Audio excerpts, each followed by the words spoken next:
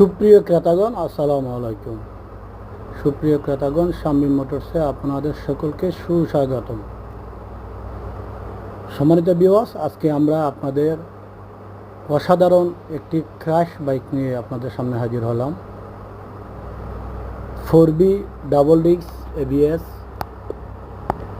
সকলের জনপ্রিয় একটি বাইক, অসাধারণ একটি কালার। বাইকটির মডেল হচ্ছে 2022, 14,000 কিলোমিটার রানিং।